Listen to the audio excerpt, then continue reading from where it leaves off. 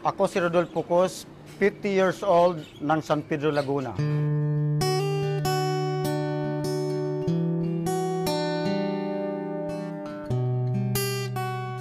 Actually, ang naging sakit ko una, sabi sa dermatology, psoriasis. So every time na bumabalik ako doon, pabago-bago yung pinapahid na cream sa aking balat. So instead na gumaling ako, mas lalo lumalay ang aking skin problem.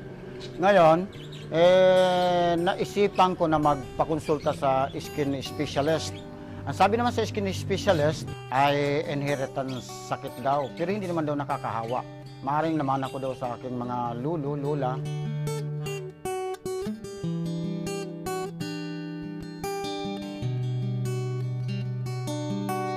Nung nagsuffer ako ng ganung sakit, so hindi ako masyado lumalabas ng bahay. Kung lumabas man ako, ay naka long sleeve or naka-jacket. Pero ganun pa man, yung dito sa parting liig ko, tapos sa mukha ko, halos hindi talaga maikubli. So, ang tingin pa rin nila sa akin parang nakakahawa. Talagang aburido na ako dahil nga sa kung saan ako pumupunta ng mga dermatologist. Kasi halos nakatatlong dermatologist ako at saka isang skin specialist. So halos pa iba-ibang findings nila na nakukuha ko daw doon sa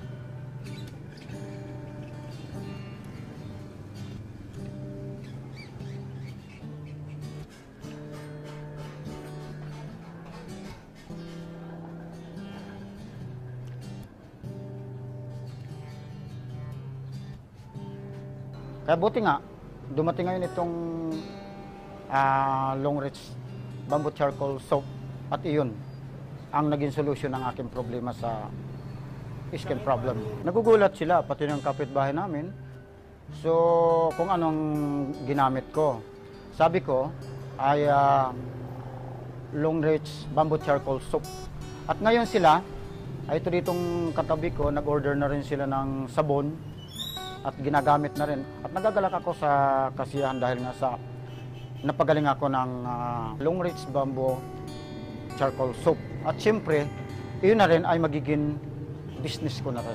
Halos sa isang piraso lang ng sabon ng Long Reach Bamboo Charcoal Soap ay napagaling ka agad. At ito na po yung aking, ngayon ito na.